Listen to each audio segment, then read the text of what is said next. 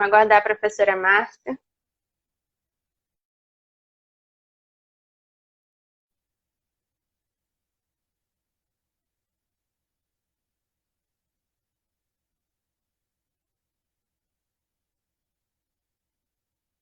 E sabe por que esse nome Minerva? Algumas pessoas me perguntaram por que a gente tem o nome de Minerva Explica. A gente tem uns seguidores que não são do Rio de Janeiro. Oi, professora. Tudo bem? Estava com problema na rede. Tudo bem? Tudo jóia. Tudo jóia. Estava explicando para eles por que o nosso nome é Minerva também. Está cortando um pouco o seu vídeo, professora. Oi. É que minha rede está um pouco ruim. Melhorou? Agora foi. Bom, vou só explicar um pouco que o nome Minerva, ele é dado porque a Minerva é um dos símbolos da nossa faculdade, aqui da UFRJ, e ela também é deusa da sabedoria, da ciência, das artes, então é um ótimo símbolo para a gente aqui do projeto.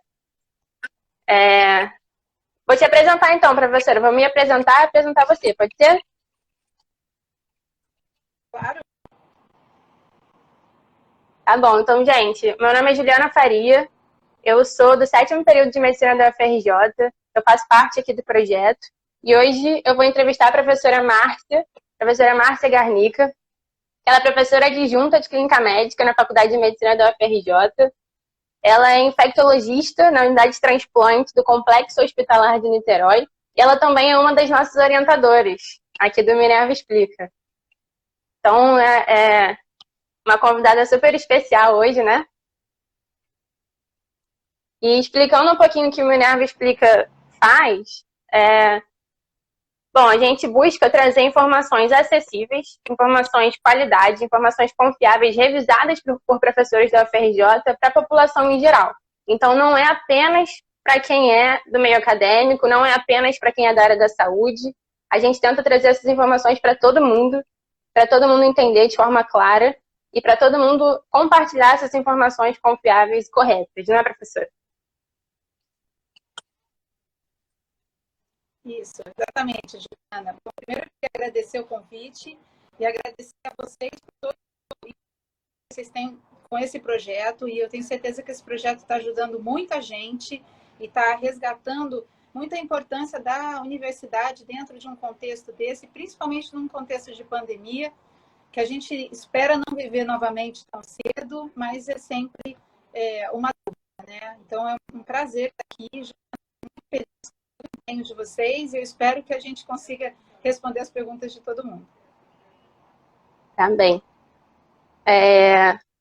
Então, vamos só falar um pouco também, professora, sobre a importância da prevenção, né? Nos dias de hoje, de ficar em casa, de lavar bem as mãos.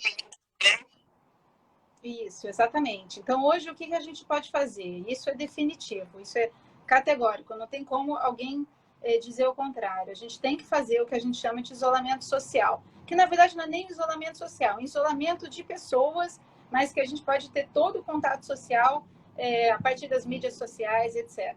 Por quê? Porque a gente está falando de uma pandemia que é um vírus respiratório e que a transmissão dele é de pessoa a pessoa. Então, quanto menos a gente tiver contato com outras pessoas, mais seguros nós vamos estar, e principalmente a gente vai proteger as outras pessoas, né? Pessoas que poderiam ser mais vulneráveis a esse vírus. Então, como a gente faz isso? Todo mundo ficando em casa, todo mundo se cuidando, higienização das mãos, com água e sabão. Se vai sair de casa por algum motivo, vai à farmácia, vai fazer alguma compra emergencial, leva o álcool gel. Precisa pegar um meio de transporte público, higieniza as mãos antes, leva o álcool gel, leva alguma coisa para higienizar as mãos. E hoje é fundamental o uso da máscara para todo mundo, né? Então, a máscara de tecido, que é orientada para quem não é da área de saúde, ela previne que, se eu estiver contaminada, eu passar para outras pessoas. Se todo mundo usar máscara, a gente consegue ter uma prevenção muito boa e diminuir muito a circulação do vírus. Então, isso é imprescindível, isso não tem questionamento. Todos nós temos que fazer exatamente a mesma coisa. Tá bem, professora. Vamos começar então as perguntas. A gente deixou aqui no story do Minerva uma caixinha para a galera fazer algumas perguntas e eu vou botar a primeira para a senhora. Tá ótimo.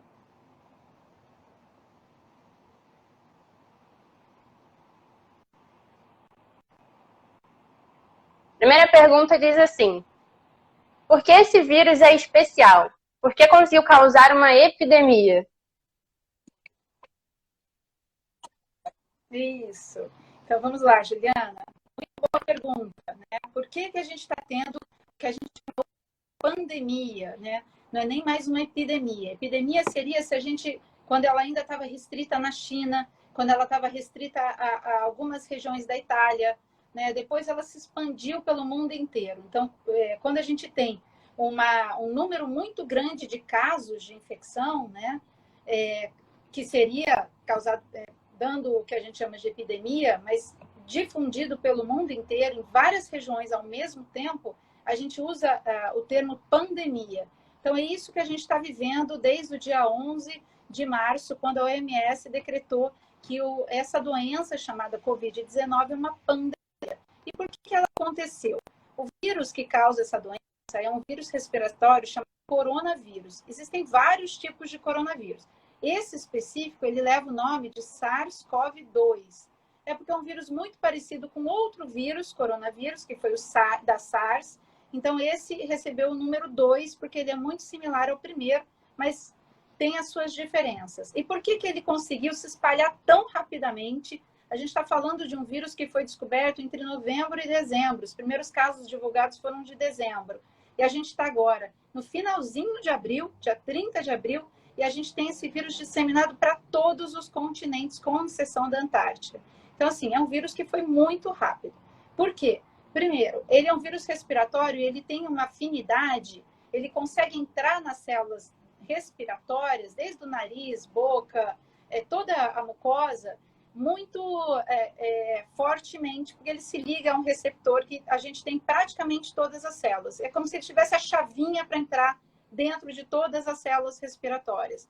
E ele não desgruda. Então, a partir do momento que ele se liga muito fortemente à célula, ele consegue entrar no organismo, entrar dentro da célula, fazer com que a célula produza os vírus iguais a ele. Então, começa a infecção. Então, ele tem essa característica de de ter essa ligação, essa chave para nossas células respiratórias, e outras características que ele tem também. Então, ele causa infecção com sintoma, ou seja, a pessoa se sente doente numa minoria dos casos, né? Então, a gente acredita que 80% das pessoas que têm esse vírus provavelmente não vão sentir nada. O que isso significa? Que é uma habilidade que essa doença tem de se disseminar, desculpa. Porque várias pessoas que não sentem absolutamente nada têm esse vírus e têm a capacidade de transmitir. Então, dessa maneira, quem pegou um avião na China e foi para a Itália foi completamente sem sintoma. E talvez nem tenha desenvolvido sintoma. Mas quando chegou à Itália, já começa a ter a transmissão. E assim foi. O que a gente sabe hoje no Brasil é que o vírus que circula aqui no Brasil, ele veio da Europa. Então, não é mais aquele vírus original que veio da China. Ele já teve algumas modificações e a gente recebeu esse vírus que está circulando no Brasil hoje proveniente da Itália, tá? Então, são vírus de lá. Então, a gente tem todas essas características que fizeram com que esse vírus se disseminasse muito rapidamente e de uma maneira muito eficaz do ponto de vista do vírus, porque ele está em todos os continentes num tempo muito curto. E muitos, então, assim, ele se dissemina entre aquelas pessoas que não estão se sentindo doente e aquele outro grupo que vai fazer doença, 2 ou 3 dias antes dele sentir qualquer coisa, que pode ser febre, pode ser tosse, pode ser um mal-estar, ele também consegue transmitir esse vírus. Então, essas características fizeram com que essa pandemia fosse possível, né? Então, uma disseminação do vírus por vários continentes, usando pessoas, usando vírus, usando pessoas assintomáticas ou pouco sintomáticas, e o tempo também que o vírus pode continuar sendo transmitido por uma pessoa doente, a gente também não tem muita ideia de quanto tempo isso vai ser. Nas pessoas que têm um quadro mais leve, esse tempo é mais curto, a gente está falando de 5 a 7 dias. Nos casos mais graves ou moderados, a gente está falando aí de mais de 2 ou 3 semanas. Então, são essas as características que fizeram com que hoje a gente tivesse uma pandemia nas proporções que temos hoje, e por isso que estamos todos dentro de casa. Entendi, professora. Obrigada. Vamos para a segunda pergunta, também feita na nossa caixa de perguntas. A segunda pergunta é a seguinte: quais são as perspectivas de tratamento e o que está sendo testado? Isso. Ótima pergunta, Juliana, porque é a dúvida de todo mundo e o que a gente está vendo o tempo todo, até pessoas que não são da área médica discutindo muitas vezes tratar, não tratar e com que droga tratar. Esse vírus, na verdade, o que a gente tem que ser muito claro nesse momento. A gente não tem um tratamento que tenha sido testado adequadamente contra esse vírus, né? O que significa ser testado adequadamente? A gente ter várias fases de teste, sendo que as principais são aquelas de segurança. Então, de eu saber que eu estou dando uma medicação e não estou causando mal, né? Ou pelo menos o benefício daquela medicação é maior do que os efeitos colaterais que ela possa ter. Então, neste momento hoje, a gente não tem nenhuma droga, nenhum remédio, um medicamento que tenha passado por todas essas fases. A gente tem vários testes em curso, né, que vão desde de medicamentos que tentam impedir, por exemplo, a entrada do vírus dentro da célula, ou impedir que o vírus use a nossa célula para produzir outros vírus. E também tem alguns medicamentos que tentam impedir que o nosso organismo que se inflame demais quando ele tem essa doença, que é uma segunda fase da doença, que é uma doença que acaba sendo até muitas vezes a mais grave, que seria a partir da segunda semana. Quando eu tenho uma inflamação muito grande, daí eu tenho uma inflamação pulmonar, eu posso ter uma inflamação no corpo como um todo. Então, são essas as drogas que estão em testes e algumas outras drogas que vinham sendo usadas para outras coisas que aparentemente possam ter algum papel no COVID, mas como eu falei, ainda não testadas da maneira adequada, né? Com todo o cuidado que a gente tem quando a gente está falando de tratamento. Essas drogas são drogas que estão usadas no tratamento da malária, tá? Então, a cloroquina e hidroxicloroquina. Essas são drogas que já estavam disponíveis no Brasil há bastante tempo, mas que têm efeitos colaterais, né? E não são muito infrequentes, então elas têm que ser restritas a um uso muito selecionado e dentro de um que a gente chama de um protocolo para identificar principalmente a segurança dos pacientes. Então, essas são as medidas que a gente chama farmacológicas, onde a gente dá um remédio, tá? Tem outras medidas que, por exemplo, o que está tentando se fazer é o soro de convalescentes. Então, o que é isso? Quem já teve o COVID, quem já se recuperou, e que o corpo, o organismo, produziu anticorpos, quer dizer, a defesa do corpo já está preparada para combater esse vírus. Daí colhe-se esse sangue desses doadores, né? Faz todo um processo de separação e se infunde o plasma, um dos componentes desse sangue, em pessoas que estão doentes. Isso ainda também é experimental, também está em fase de teste. No Rio de Janeiro a gente já tem alguns centros, em São Paulo também, mas também ainda não temos resultado para saber, resultados assim, mais com muitos pacientes ou com um dado mais correto para a gente ter certeza se vai funcionar ou não. O que hoje a gente precisa saber que o tratamento da COVID principal é o tratamento que a gente chama de tratamento de suporte. O que significa isso? Se eu tenho um paciente que faz um caso grave, que precisa de internação, às vezes precisa de terapia intensiva, ele vai receber várias medicações, vários procedimentos, por exemplo, o uso de um ventilador para fazer com que ele respire, que é o que a gente chama de terapia de suporte. Muitas vezes sem a gente atuar contra o vírus diretamente, mas mantendo aquela pessoa o mais estável possível para ela conseguir combater o vírus, que o corpo dela consiga responder e combater esse vírus sozinho. Então, o que a gente tem hoje são vários protocolos em aberto, tá? Mas ainda com muitas questões a serem resolvidas, tá? Então, não existe nenhum remédio milagroso, não existe o que a gente chama de profilaxia, não adianta começar a tomar uma medicação por ter medo de Covid, as medicações têm que ser específicas, em momentos específicos e dadas por quem consegue controlar os efeitos colaterais caso eles ocorram. Tá bem, professora, obrigada. E uma opção de gente elogiando aqui as explicações da senhora. Vamos para a próxima pergunta.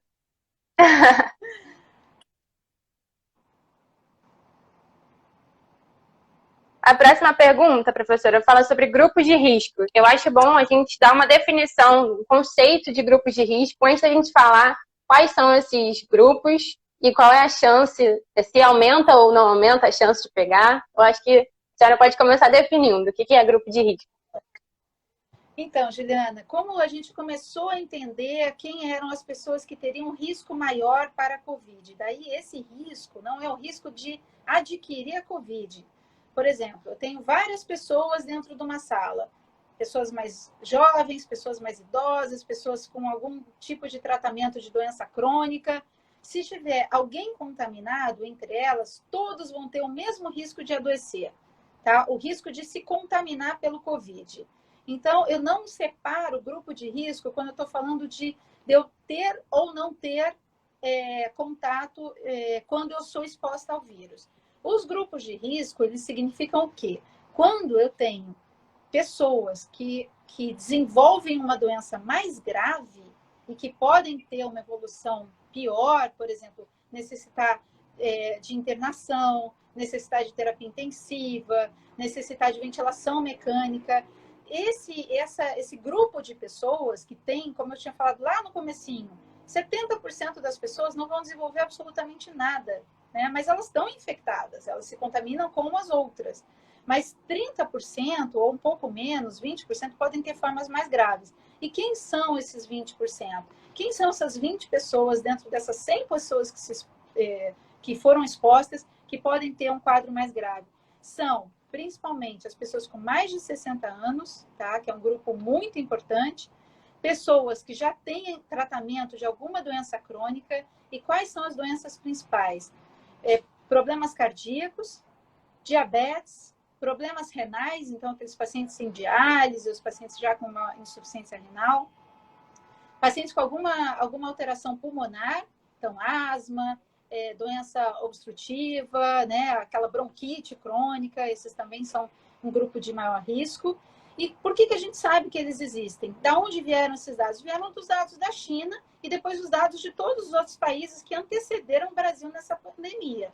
Então, a gente foi entendendo que o vírus, nesses grupos, ele causa doença mais grave. Todos têm doença, mas nessas são doenças mais graves e que merecem uma atenção maior. E o importante, e daí o que a gente também acredita, ou está tendo uma atenção maior a pessoas que têm imunidade baixa, entre elas as pessoas que convivem com câncer ou que estão em tratamento do câncer. Provavelmente, como as pessoas em tratamento do câncer já têm um risco de qualquer infecção ser mais grave, a gente também está tratando eles como grupo de risco. Mas a gente não tem dado muito sólido para dizer se isso é correto ou não, se é verdade ou não. Mas, de qualquer maneira, a gente peca por excesso. A mesma coisa das gestantes. A gente também está tratando elas como um grupo de maior risco. Então, voltando, quem são? Pacientes com mais de 60 anos, pacientes com alguma patologia, principalmente cardíaca, então uma doença do coração, hipertensão também entra nisso, diabéticos são um grupo bem importante, doenças pulmonares, doenças renais e pacientes com algum grau de imunidade baixa. E tem um outro grupo que está chamando a atenção, e que esse é mesmo independente da idade, que é o grupo de obesos. Os obesos parecem também ter uma doença mais grave quando eles adquirem a Covid, tá? Quando eu tenho mais de um fator, por exemplo, eu tenho mais de 60 anos, eu tenho diabetes, eu tenho uma doença cardíaca, provavelmente o risco dele é ainda maior. Então, essas pessoas que convivem com várias doenças têm que ter especial atenção e evitar realmente ao máximo serem expostas ao vírus. Tá bem, professora. Já que a gente está falando, né, dessas pessoas expostas ao vírus, pessoas que pegam a doença, eu estou vendo várias perguntas aqui sobre os sintomas dessa doença, o que essa doença causa, quanto tempo depois do surgimento dos sintomas que as pessoas podem voltar ao normal. Então, eu acho que a pergunta da vez é essa: se eu pegar Covid, depois de quanto tempo posso voltar para a vida normal? E aí eu acho bom também a gente mencionar um pouco dos sintomas, né, como é que funciona a doença direitinho. Ótimo. Ótimas perguntas, Juliana. Bom, vida normal. Primeira coisa, o que é vida normal? Provavelmente, depois da pandemia, depois que tudo normalizar, a vida vai ter outras coisas, tá? Um pouquinho diferente do que eram antes. Mas vamos falar quando a gente vai poder sair desse isolamento social tão intenso. E, ao mesmo tempo, sintomas. Então, vamos lá. Quando eu vou pensar que eu possa ter uma infecção por Covid? Primeiro, o sintoma que mais aparece é febre. Febre, tosse. A tosse pode ser seca, a tosse pode ser com um pouquinho de catarro, tá? Eu posso ter só um mal-estar, tem paciente que só tem cefaleia e febre, né? Dor de cabeça e febre, mas o principal é febre nesse momento. Se eu entrei em contato com alguém que teve um sintoma parecido, isso é um alerta importante. Então, provavelmente é uma doença que eu adquiri, uma doença infecciosa, tá? E esse é um dado muito importante que a gente tem que levar em consideração agora, tá? Então, talvez eu não tenha tosse, mas eu entrei em contato com alguém que estava tossindo nas últimas 4 ou 5 dias. Então, isso é um dado importante. Nariz escorrendo, que a gente chama de coriza, é menos frequente na Covid do que, por exemplo, na gripe ou no resfriado comum. Mas também pode acontecer. Então, dor de cabeça, mal-estar, febre, tosse. Tem alguns pacientes que às vezes fazem até diarreia. E parece que nas crianças isso é mais frequente do que nos adultos, tá? Outras pessoas podem ter outros sintomas. Então, uma dor no tórax. Então, várias coisas podem acontecer. Hoje, a gente está praticamente considerando outros vários sintomas também como sintomas de Covid, porque a gente tem essa doença disseminada. Então, se eu desenvolvi a doença, o que vai ser necessário? Primeiro é saber se o meu caso é leve ou não é leve. E um dos critérios principais é a falta de ar. Se eu tenho falta de ar, é um sintoma de alerta que provavelmente ou possivelmente o meu quadro não vai ser leve. Então, eu preciso procurar um atendimento médico. Provavelmente vou fazer um exame de imagem, vou fazer o teste, né, se for possível, então definir se eu vou precisar ou não internar. Mas a grande maioria das pessoas não vai ter isso. E muita gente me relatando que tem muita dor no corpo, muito mal-estar. Então, isso é uma coisa importante. E um outro dado interessante é que vários pacientes dizem que perdem completamente o paladar e não conseguem sentir o cheiro das coisas. Isso é totalmente diferente das outras viroses respiratórias, né? Então, não é porque o meu nariz está entupido e eu não consigo sentir o cheiro, é porque realmente fica num grupo, não é em todo mundo, mas quando esse sintoma aparece é importante. Então, eu faço o meu quadro, desenvolvi a Covid, uma Covid leve, fiquei em casa, em isolamento de todo mundo. Quando que eu volto ao normal? Quando eu vou poder sair de casa com máscara, lavando as mãos, mas quando eu vou poder, por exemplo, voltar ao trabalho se eu sou um profissional de saúde, ou voltar a um trabalho essencial se assim é necessário. Tem duas coisas que a gente tem que ter. Primeiro, tem que ter no mínimo 14 dias do começo do meu quadro. Então, se hoje eu fiquei doente, eu tenho que contar 14 dias. Ah, mas amanhã eu já estou bem. Não interessa. Eu tenho que esperar 14 dias. E lá, quando chegar no 14º dia, eu vou ver se eu já estou sem sintoma nenhum. Quer dizer, eu estou bem. Eu não tenho mais o nariz entupido, eu não tenho mais a febre, eu não tenho mais a tosse, eu não tenho nada que tinha de Covid há pelo menos 3 dias. Então, são essas duas coisas. Ter pelo menos 14 dias do início dos sintomas e ter pelo menos 3 dias completamente sem sintomas. Então, se sentindo bem e sem nenhum sintoma. Daí, o que a gente orienta é que a pessoa pode sair do isolamento, mas quando for ter contato, sair de casa, máscara, higienização das mãos, E quando é profissional de saúde, isso muda um pouquinho. Mas, na grande maioria das pessoas, exatamente essa é a recomendação que a gente faz. Alguns países usaram o teste para ver se aquela pessoa ainda tinha ou não o teste positivo. No Brasil, a gente não consegue fazer isso. Algumas pessoas ficam com teste positivo muito tempo, mas isso não significa que eles estão transmitindo. Então, a gente recomenda hoje esse critério, que é o critério da Organização Mundial da Saúde, para a gente liberar do isolamento total, né? E voltar a uma atividade normal dentro da quarentena. Entendi, professora. E a gente recebeu várias perguntas também, perguntando sobre reinfecção. Então, se eu peguei Covid uma vez, eu tô imune, eu tô curada e eu não vou pegar de novo? Ou tem a chance de eu pegar ela de novo, mais uma vez? Juliana, essa é uma pergunta que todo mundo quer a resposta. Eu vou te falar o que a gente sabe hoje. É praticamente muito pouco, tá? Por que a gente sabe muito pouco? Os testes que vão medir se eu tenho imunidade, que é o que a gente olha, o anticorpo, então é quando a gente fala do IgG, do IgM, do IgA, que são testes que a gente chama de testes sorológicos, para ver se meu corpo desenvolveu anticorpos contra o Covid. Então, esses testes estão chegando no Brasil agora, a gente está começando a usar. Não, nenhum teste de Covid é perfeito, então a gente vai ter limitações grandes com isso. Outros países já usaram, já estão usando esses testes sorológicos, mas a gente ainda não tem certeza que uma pessoa que tenha teste sorológico positivo, que ela está com uma imunidade que a gente chama de permanente. Vou dar um exemplo. Quando a gente pega catapora na infância, a gente sabe que a gente nunca mais vai pegar catapora. Ou porque pegou, ou porque foi vacinado. Então, a catapora, que a gente chama de varicela, ela traz para a gente uma imunidade que a gente chama de permanente. Eu não vou ter mais varicela na minha vida. Agora, tem outras infecções virais que podem trazer, que não dão absolutamente nenhuma imunidade. Por exemplo, o HIV.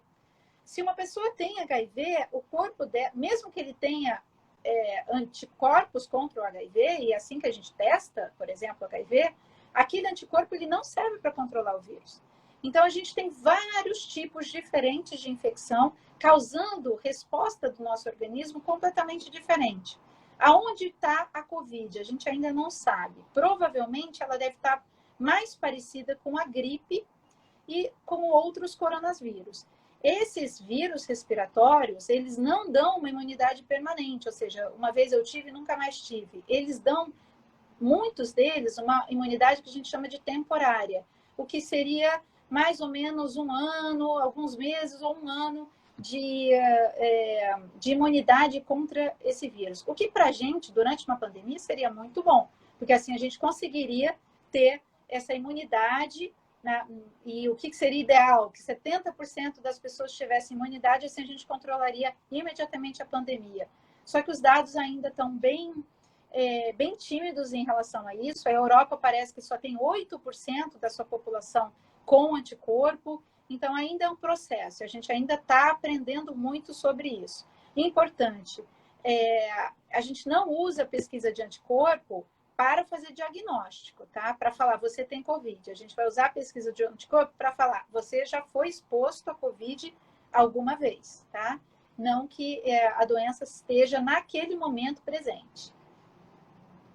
Também. Ainda sobre esse assunto, algumas pessoas manifestaram interesse em saber se essa incerteza, se existe ou não reinfecção, ela pode influenciar nas nossas medidas de isolamento social daqui para frente. Se isso significaria que talvez a gente teria que ficar isolado mais tempo, ou se ainda é tudo muito incerto, a gente não tem como responder essa pergunta ainda. As pessoas estão com essas dúvidas. Tem um termo que está sendo muito usado, que é o famoso passaporte da imunidade, né? E tem alguns governos, enfim, ao redor do mundo todo, que estão falando um pouco sobre isso. E falando, se eu tiver o que a gente chama de IgG positivo, eu estou livre. Eu abro as portas e saio correndo. Não, a gente não sabe se isso é real, tá? O que a gente acredita é igual uma vacina. Se eu tenho o que a gente chama de imunidade de rebanho, se eu consigo que várias pessoas, muitas pessoas, entrem em contato com o vírus e desenvolvam uma imunidade, mesmo que ela seja por um tempo de meses ou um ano, isso quer dizer que o vírus não vai circular. Porque se eu tive Covid, estou imune e entro em contato com uma outra pessoa que está doente, eu não vou me infectar. Então, quando eu voltar para minha casa, depois do dia do hospital, que eu fui trabalhar e voltei para minha casa e encontro os meus filhos, aquele vírus que entrou em contato comigo lá no hospital, ele não teve mais essa capacidade de entrar na minha célula, porque a minha célula já estava... Ou se ele entrou, o meu organismo já estava preparado para responder contra ele. Então, a gente ainda está tentando conhecer o que isso significa. O ideal é, daqui para frente, a gente ter maneiras de fazer essas testagens. Então, hoje, as testagens estão muito restritas aos profissionais de saúde. Por quê? Porque a gente está na linha de frente. Então, a gente precisa ter o máximo de segurança. Para quê? Para atender todo mundo. Então, se todos os profissionais de saúde adoecerem ao mesmo tempo, a gente não vai ter como atender a todo mundo. Então, a gente vai começar a entender como é que essa imunidade acontece dentro dos profissionais de saúde. E tem um outro dado importante. Quem já teve Covid e depois da internação volta para sua casa, se as pessoas da casa ainda não tiveram Covid e não se infectarem depois que aquela pessoa voltou, provavelmente aquela imunidade também é mais duradoura e ela também até impede a circulação do vírus dele. Então, isso é um dado que a gente vai ter que esperar mais um pouquinho para ter certeza e para confiar mais nessa imunidade. Entendi, professora. A gente ainda tem mais uma pergunta aqui, que é sobre trombose, né? Qual é a relação do coronavírus com trombose? E essa pergunta diz respeito também sobre pílula anticoncepcional, né? Então, qual é a relação, se existe essa relação, como é que é isso, professora? Explica pra gente. Então, a trombose é um evento. O que é a trombose? A trombose é quando eu faço, o corpo fica mais propenso a ter trombose. É quando eu tenho uma coagulação dentro dos vasos. Isso não é natural. A gente só pode ter uma coagulação quando o corpo, por exemplo, sofre algum trauma, tem um corte, e daí o corpo entende que ele tem que coagular ali para fazer um trombo, e aquele trombo vai fechar um sangramento. Isso não deve acontecer dentro das veias e das artérias normalmente. O nosso sangue tem que fluir. Mas algumas situações fazem com que esse sangue, que entenda-se que alguma coisa está acontecendo ali. Pode ser, por exemplo, a inflamação dos vasos. Então, em algumas situações que o vaso inflama, quer dizer, a veia inflama, a artéria inflama, o sangue entende que aquilo é um dano e, às vezes, vai e faz o que a gente chama de trombo, né? Faz aquele coágulo, faz aquela obstrução. Várias doenças infecciosas e não infecciosas podem causar esse risco maior de trombose. E a pílula anticoncepcional, por ser hormônio, por ser muitas vezes hormônio em alta dose, também tem risco, principalmente algumas pessoas específicas, tá? Mas a gente sabe que é um fator de risco para trombose. E a Covid? A Covid também é um fator de risco para trombose. Infecções graves já têm um risco aumentado para trombose, tá? Porque existe toda essa inflamação e o corpo acaba agindo de uma maneira errada e exagerada em vários sentidos. E também fazendo trombose. Na Covid, o que está começando a se entender é que além de fazer trombos em vasos normais, a gente pode ter trombos muito pequenininhos, às vezes até dentro do pulmão. E isso poder ser até um dos fatores que faz com que a troca de ar fique ruim.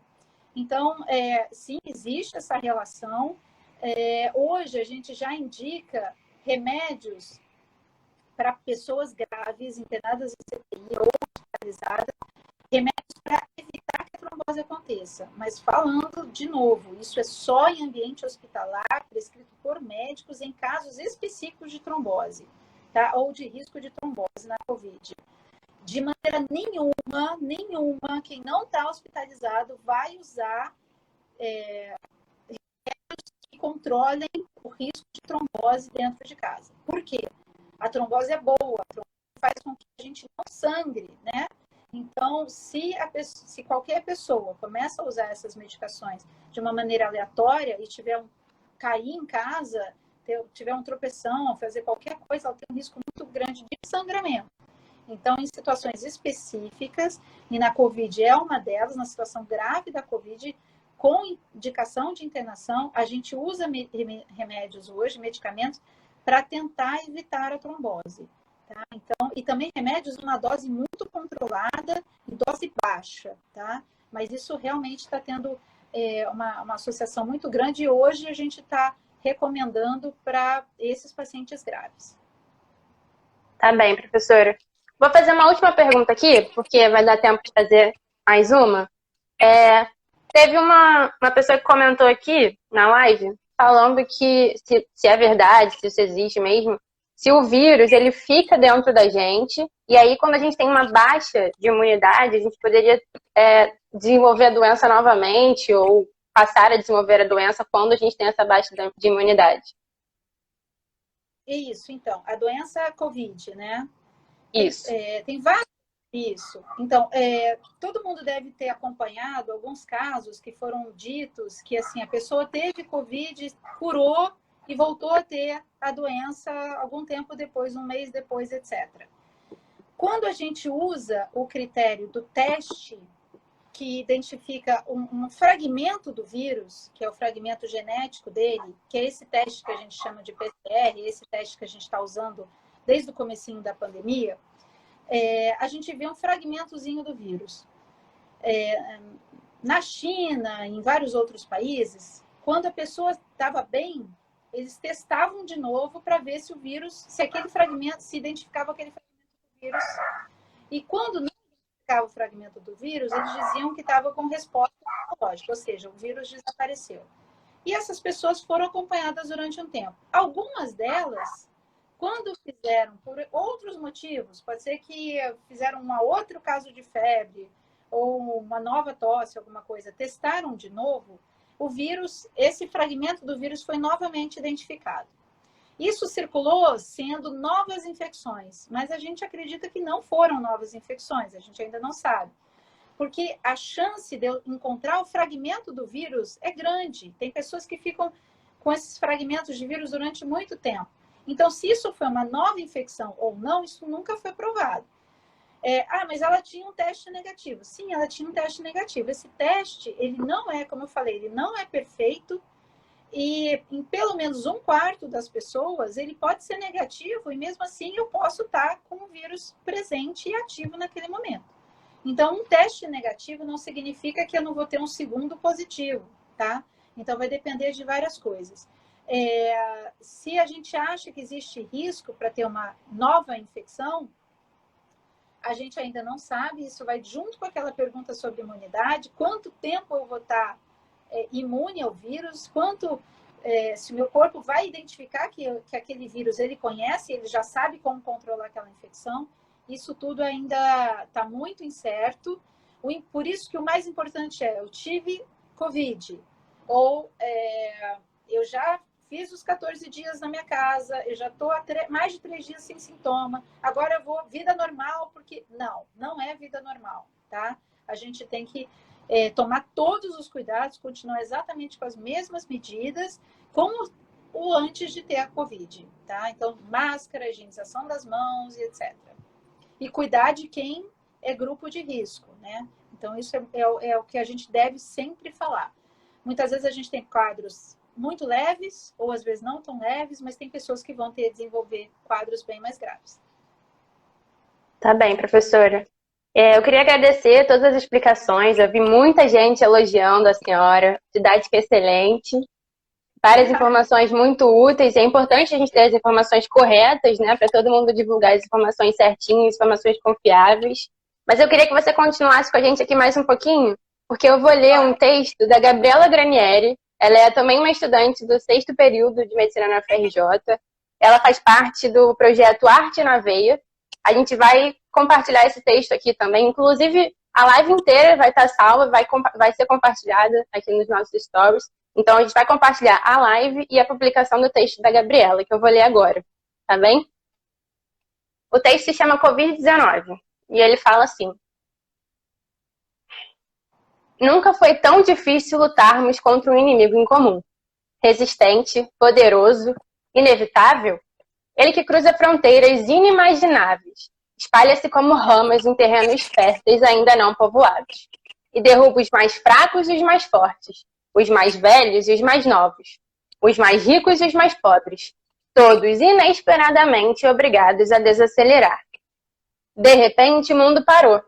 Os imunes ao tédio precisaram escutar seus silêncios, e nossos velhos pensamentos, que antes se perdiam em meio a coisas mais importantes, hoje estão presos junto a nós. Zigue-zagueiam como espíritos livres, de cabeça em cabeça, enlouquecendo em doses fracionadas a humanidade trancafiada em casa. Aquele que parecia um lugar de aconchego e paz tornou-se prisão, de sentimentos e vontades, de sermos aquilo que éramos e não nos dávamos conta de que era tão bom. Passaram e passamos a conviver com uma ameaça temida, angustiante e eminente. E façamos o que façamos, ela continuará a nos perturbar. Eis que nessa quarentena, eternamente prolongável, lutamos todos, os novos desacelerados, contra um inimigo em comum, a pandemia do ócio. Então, galera, muito obrigada pela participação na live. Obrigada, professora Márcia. Obrigada, Gabriela. Obrigada, Arte na Veia. A gente tem aqui vários posts super informativos, com informações corretas. Vocês podem dar uma olhada. Quem ainda não segue a página, segue a gente. A gente também tem uma página no Facebook, também se chama Minerva Explica, muito fácil de achar. E a gente conta com vocês para continuar divulgando informações corretas para a população, para todo mundo. Continuar divulgando nosso Instagram, nossa página no Facebook. E é isso. Algumas perguntas que eu vi sendo feitas aqui, a gente vai levar em consideração para abordar futuramente, mas pelo nosso horário a gente não vai conseguir abordar agora. Não é, professora? Isso, vai ser um prazer, texto maravilhoso. E contem com a gente, porque informação informação correta, e a gente tem que disseminar as informações adequadas, corretas, no tempo certo. Esse é o nosso papel principal agora. Vocês estão de parabéns. Foi um prazer. É isso, gente. Obrigada e até a próxima. Tchau.